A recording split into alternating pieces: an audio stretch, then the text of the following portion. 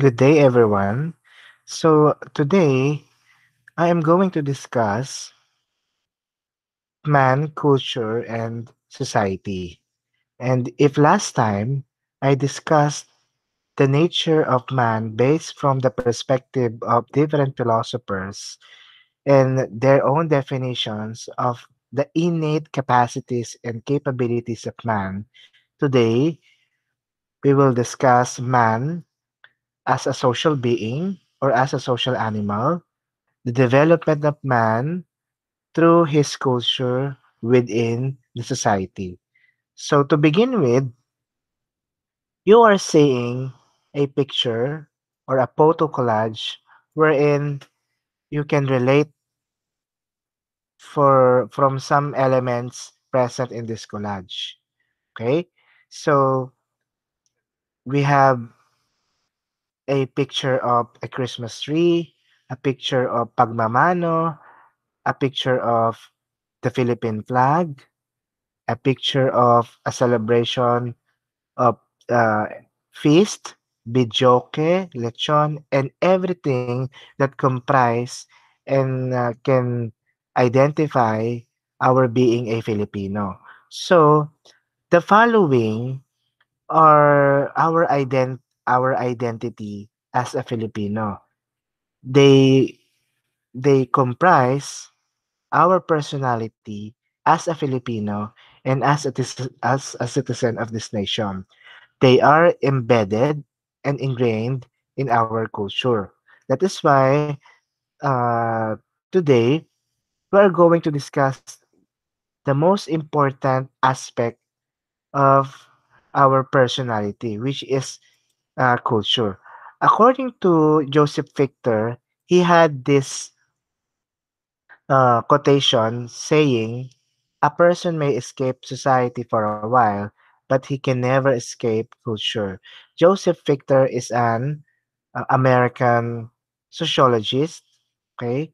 And he had this notion that we can really have the capacity to escape our society, but culture can never be separated from us. Now, if you think and analyze the statement, what can be our proof or what can be our example to say that we agree from Joseph Victor? So, you think of an example as you analyze the statement from Joseph Victor. Okay, so one example that we can derive from this quotation is the OFW going outside the Philippines or going abroad. They might have Filipino culture with them, but they are in different society. It means the culture that they used to manifest here in the Philippines, they carried it and then they still practicing it in abroad, but they are in a different territory. They are in a different society. So it is true that we can never escape culture because culture is ingrained to us. It is part of ourselves. It is part of everything that envelopes human. So today the focus is culture. Okay?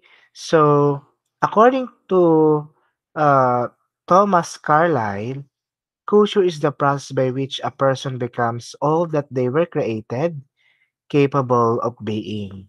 So whatever we do, whatever we say, even the language, even the accessory, even the clothing, the food, even the events can speak for what kind of culture we are uh, possessing or we are having. So considering that Philippines is a multicultural country because we were colonized by different countries, therefore Philippines served as the melting pot of Asian or Oriental culture and even the Western. Now, how do we define culture? Culture refers to every action a person has and learns as a member of society. So we have three terms here. Culture refers to every action a person has. So it refers to our social interaction, the every details of social interaction, the every details of relationship. That is what is being referred to our action or our ability to connect with other people. Now, also another term is culture refers to every action a person does. So whatever we do, whatever behavior we manifest within a society is part of our culture. Also, what we learn and our capability to adapt to the changing society is also part of our culture. Now, culture is a powerful agent in shaping man's decisions and actions. So, yes, it's true. For example, if we are raised in a conservative family, therefore, our thinking in terms of clothing, in terms even the way we speak, our behaviors and actions, the way we interact with other people, is boxed into a conservative point of view. Okay? So that kind of culture can shape our decision making, our actions. It shaped our personality. So culture is really a powerful agent in shaping man's decisions and actions, also the totality of the personality of the person. Okay? So culture can be divided into two. First, we have the material culture. The second one is non-material culture. So in material culture, it includes all the tangible and visible parts of culture. Examples of those are clothes, food, buildings, and properties. Now, material culture or tangible or visible culture is very powerful factor in strengthening our belief, okay, in a particular culture, or even it strengthen our knowledge when we learn something from different culture. For example, as you can see here, uh, because of the discovery of these stone tools, we are able to unravel or uncover that our previous ancestor had developed this kind of stone tools in order for them to survive. It can help them in their preparation of food and even can use it as their protection. So because of the discovery of this tangible part of their culture, therefore, we had a glimpse of what kind of culture they had before. Now, another example is this, the cave paintings. These cave paintings is a mere reflection of what species are present or what species our our previous ancestors interacted with. Okay? It is a reflection of the kind of environment, the kind of species they had before. Also, as you can see, a clothing of Mesoamerican tribe or ethnic group. Because of this, we have also seen the colorful part of their culture as they wear this kind of clothing, this kind of accessories as well. So material culture is very important because it strengthens our belief in a particular culture. More importantly, that we remember things easier because of the help of a visual or material object rather than uh, abstract concept, right? The second uh, aspect of culture is what we call non-material culture. In non-material culture, it includes all the intangible and invisible parts of culture. So, examples of those are values, ideas, and knowledge. So, we can refer the non-material culture to our Filipino characteristics, behaviors, or traits. For example, our hospitality, the Filipino resiliency, our free-spirited, our positive outlook in life. So that can include to non-material culture. And if we are going to compare to material culture, non-material culture is long-lasting and cannot be easily uh, desist to exist. Why?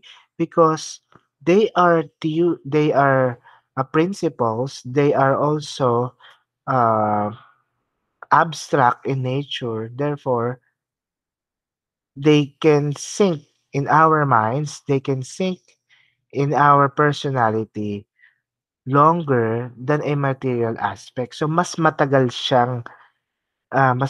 natin pinanghahawakan ang mga kultura, tradisyon, paniniwala, lalong-lalo na ito ay nakatatak na sa atin.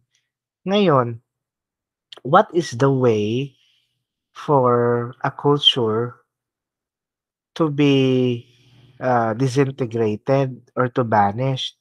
Of course, if we fail to practice aspects of culture and we fail to promote aspects of culture, for example, if we fail to promote or to preserve material culture in the museums and other repository, therefore, it is difficult for us to remember our past or historical past. Okay? Now, what are the characteristics of culture? So culture is everything as I said, culture envelopes us. Whatever action we do, our properties, even our beliefs. Okay? It culture tries to have a holistic approach to every individual because it covers the physical, the mental, the social, historical, emotional, even the mental realm, and even the spiritual aspect. So culture envelopes and encompasses everything. Now, one characteristics of culture is that culture is learned, natututunan. So we have three terms here: enculturation, acculturation, and deculturation. When we say enculturation, it is the process wherein we learn others' culture, or we aside from our culture, we learn other culture. For example, when an OFW went abroad, aside from the Filipino culture that he learned or he had, he will also be familiarized with, he will be also embraced with the foreign culture or the culture from the country he migrated. That is enculturation. Okay? Now, acculturation, however, is different. Acculturation refers to learning a culture within a society. So, for example, Filipinos, uh,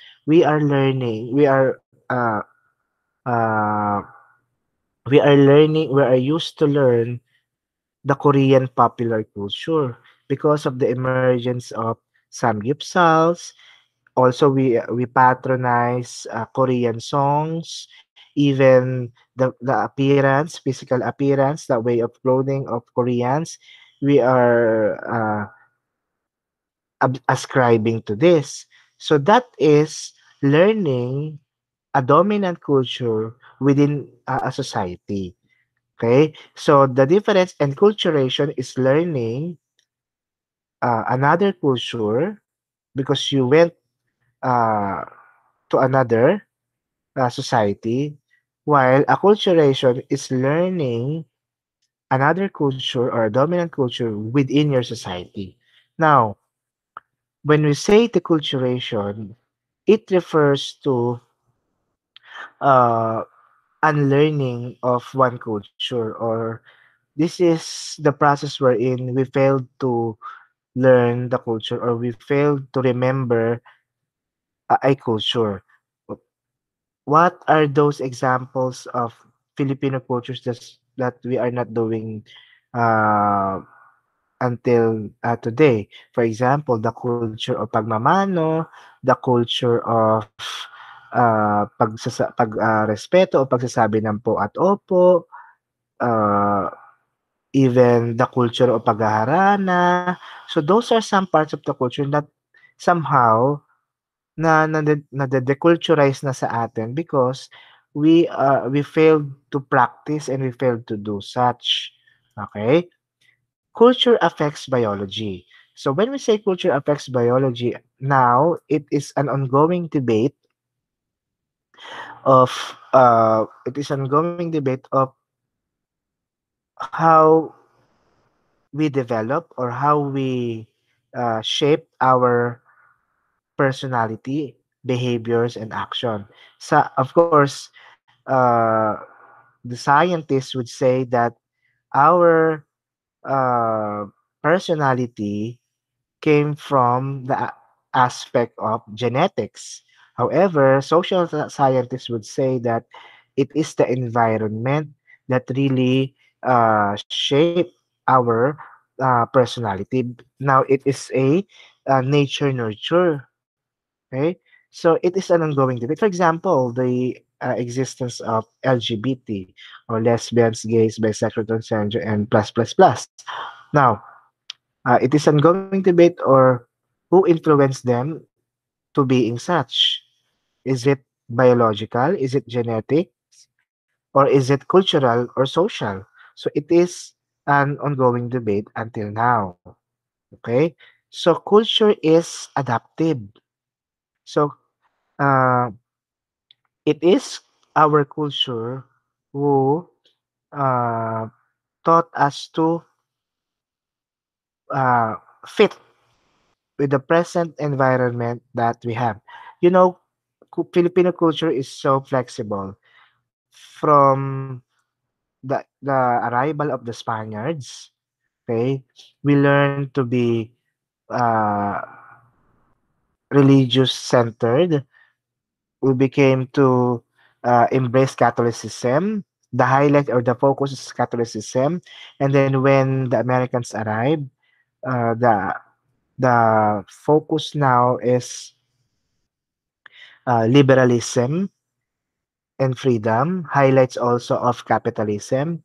And then when we had the Japanese, they introduced the concept of Oriental nationalism or Asian nationalism. So, looking at those colonial masters, we are able to adapt to their culture and right now develop our own. Also, culture uh, tends to teach us on how not to adapt or to maladapt into a certain cultural practices. For example, as I mentioned a while ago, we have Filipino practices that we are not practicing now. Hindi na natin ginagawa today. Okay, katulad ng mga binanggit natin kanina. So, if uh, culture asks us to be adaptive, it also asks us to be maladaptive based on the needs of the people. Okay? And depending in the situation in that particular society. Okay? Now, culture also changes. Culture is a dynamic process uh, which happens into a long period of time. So napakahaba ng panahon na puwedeng magbago ang isang kultura. So of course, example is the Filipino culture, 'di ba? From conservative, unti-unti nade-develop yung ating liberal ideas, and now we are in the age of technology. Therefore, the characteristics of people in Filipino today also uh, changes. Now, these are some of the theoretical perspective about culture. So according to cultural evolutionism, take note that they mention that every culture undergone three stages. So savagery, barbarism, and civilization. So according to this theory, all institution undergone the first stage, which is savagery. So in the savagery level, we are no different between animals because like them, we gather our resources, we hunt for food in order to survive. That is savagery. Now, as we develop and progress human brains, our capacity to think and our capacity to improve our actions also happened. Now, in barbarism, um, aside from gathering our resources, we are able to hunt and to be nomadic, to transfer from one place to another using different tools, okay? Using innovations or for example, the way we control fire and the way we develop different tools for protection and for food preparation. And last, as we learn these practices, we are capable of establishing or entering into a civilization wherein we have permanent settlement in which politics, order, and authority came into place. So that is the concept of cultural evolutionism. However, in diffusionism, societies change because of cultural borrowing to another. So, for example, one best example is our society today that we borrow Western countries. That's why we develop the colonial mentality.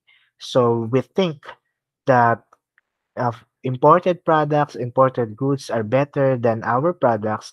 Therefore, this colonial mentality never ceases.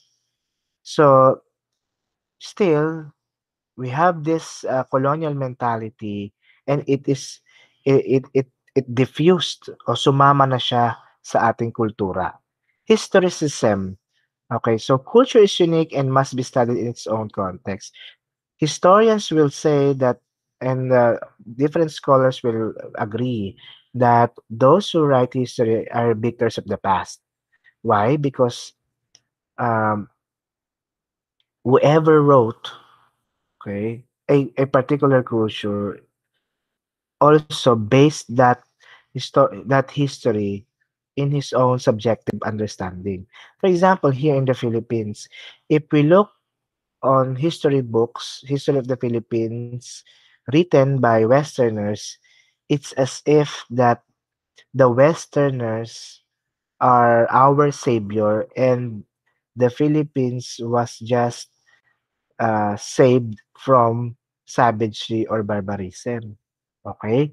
So parang niligtas tayo sa pagiging uncivilized.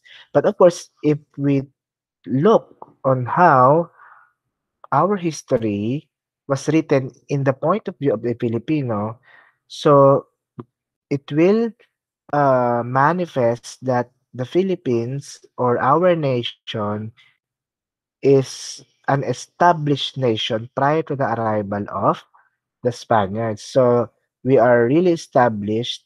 We are really uh, founded as a civilized nation prior to the arrival of the Westerners.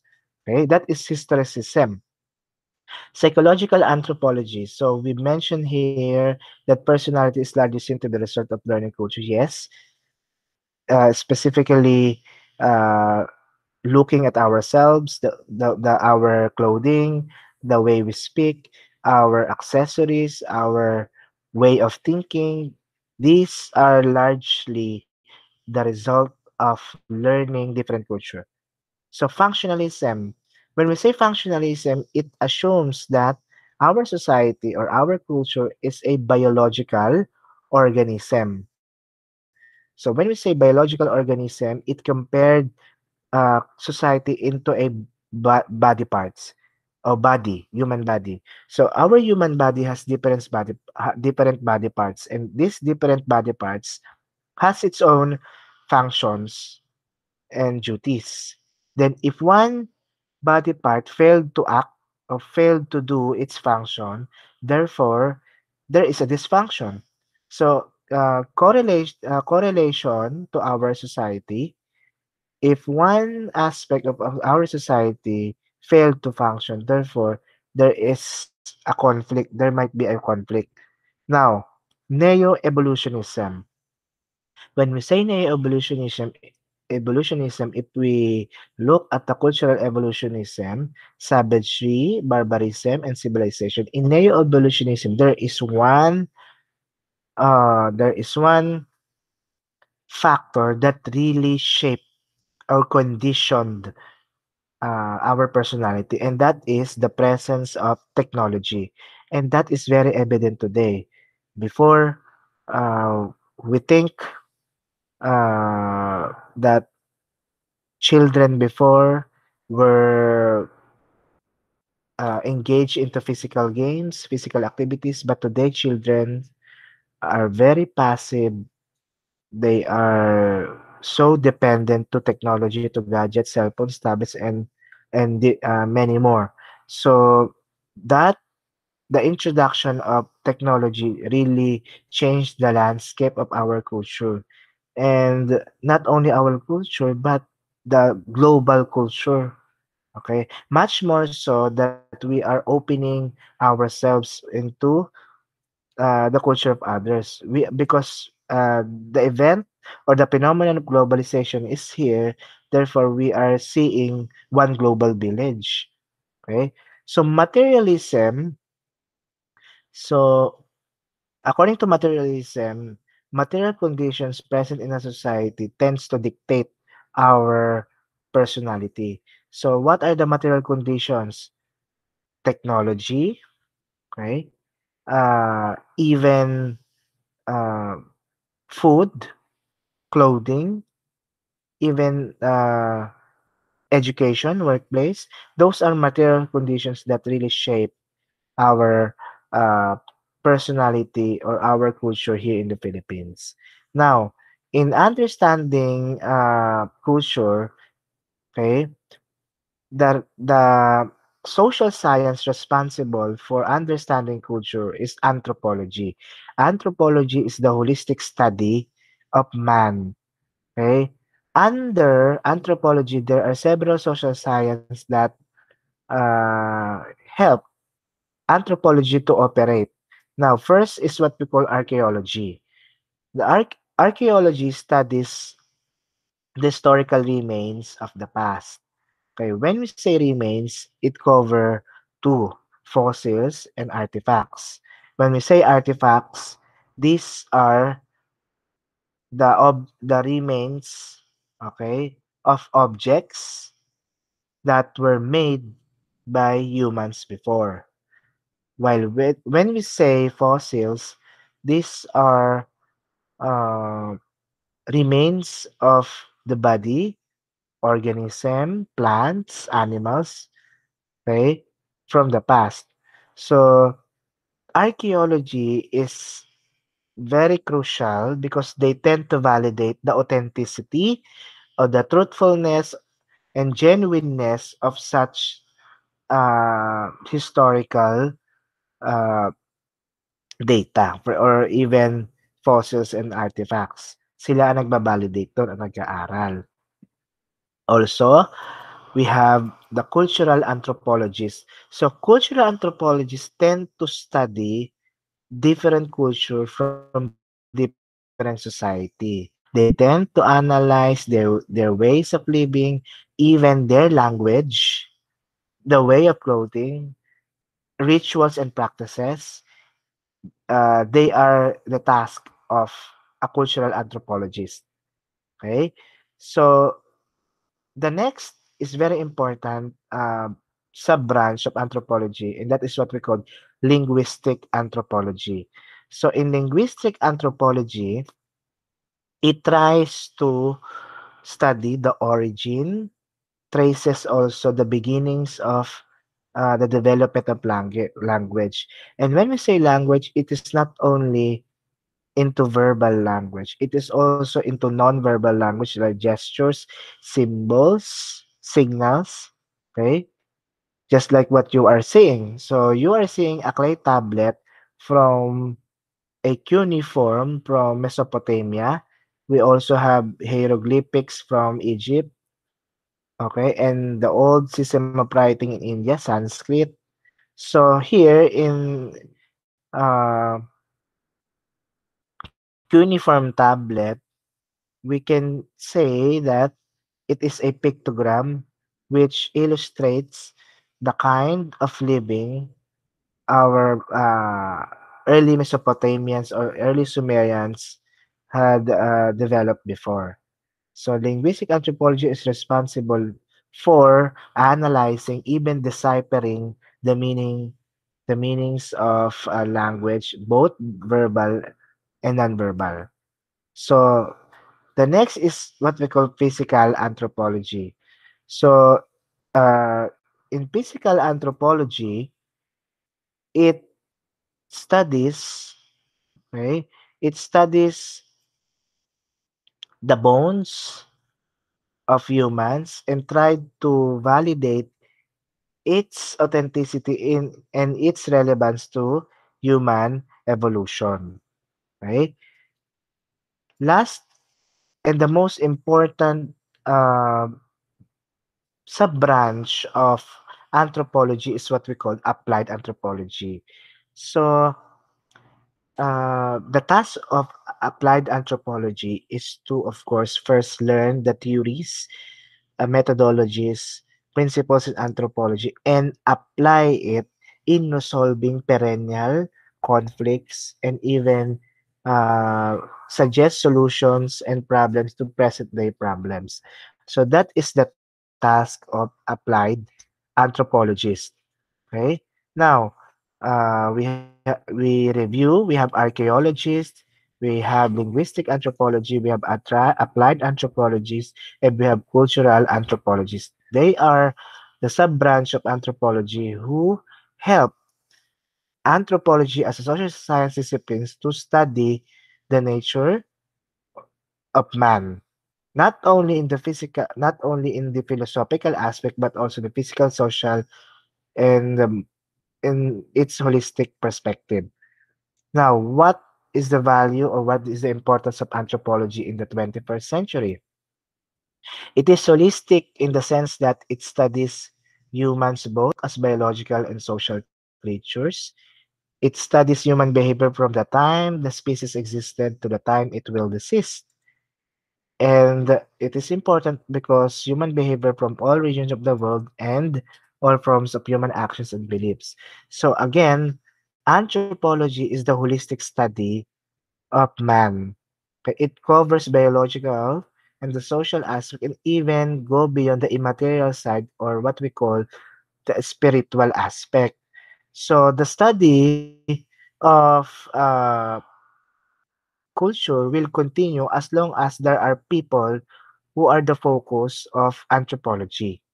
Okay. Also, the coverage of anthropology will expand from all regions of the world and even encompass human actions, beliefs, traditions, and all. Because again, culture is everything that we do.